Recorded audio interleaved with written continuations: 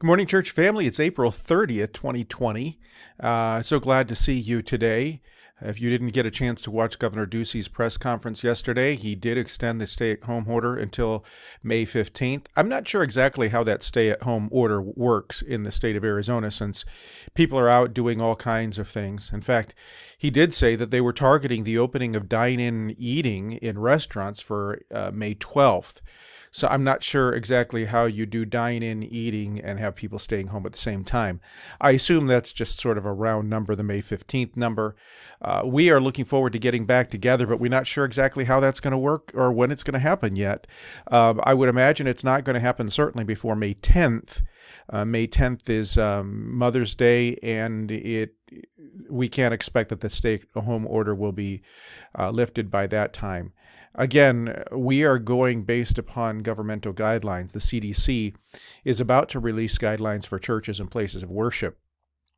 Its guidelines are intended to be just that, guidelines, not intended to be dictation of exactly what we should do, but help for us in making the decisions about what we should do. We certainly want to do social distancing when we get together. We want to provide a means of a safe environment, which will also mean your cooperation. There are some of the things that people do habitually in churches that you're just not going to be able to do when we come back together. One of the things, just keep in mind, is you can't sit on the end of the row and make everybody else crawl over you to get to the end. You're going to have to move to the centers of the rows and allow social distancing and allow people to think of those coming behind you. We'll also probably have some seating in the back for those who might be more vulnerable to come later, where they can be isolated, and we could dismiss them early so that they can get out without having to be in the bottleneck of people at the door as they leave. There are other things that we're considering. And so we'd ask you, as we come back together, when we do come back together, to really be considerate and not just be willing to do things the way you did them before. We have to be willing to do things differently. I want to focus on a passage of Scripture here that is an important passage of Scripture for us. It's found in the book of Luke, chapter 21. We have been going through the book of Luke, and Jesus is describing the second coming. Now, he's describing it from the perspective of the Jews. That's who he's been speaking to in the Gospels. That's the primary focus of the Gospels. And so he first of all discussed the destruction of Jerusalem in the book of Luke chapter 21, beginning in verse 20, and the coming of the Son of Man and the parable of the fig tree. This generation shall not pass. But when we come down to the end of the passage, this is the part that is really applicable for us. It was the part that was applicable for the Jews in their time. And this is what it said: "Take heed to yourselves, lest your hearts be weighed down with carousing and drunkenness, the affairs of this life, and you get caught unexpectedly, for it will come as a snare to all those who dwell on the face of the earth." In other words, there is a surprising aspect to the coming of Christ, and we need to be living soberly. We need to be living like Christians. We need to be living in the light of eternity. Again, we come back to that Colossians 3 passage: "Set your affection on things above, not on things on the earth.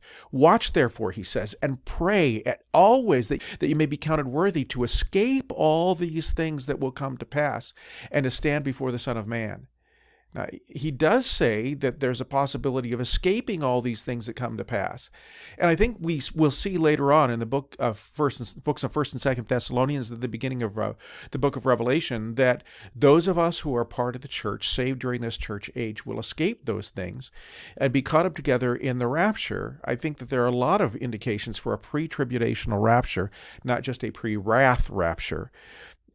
And those things are indicated by the analogy that the New Testament uses throughout the New Testament, the New Testament wedding ceremony, and all of the language that is used to describe the second coming of Christ and the rapture of the church is the Jewish wedding analogy.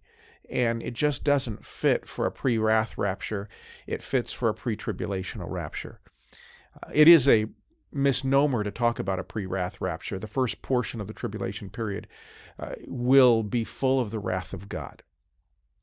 We have all of the events of Revelation chapter 6 and 7 happening during that first portion of the tribulational period. So here's the point for us: be ready. Live like the day is coming.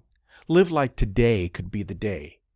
I know that we have sort of gotten away from that in the church in more modern times, the 21st century. It was a key theme of preaching in the 1960s and 70s, as there was all kinds of preaching on prophecy and the expectation of the end of the world and the the establishment of Israel as a nation and the Cold War and all of those things.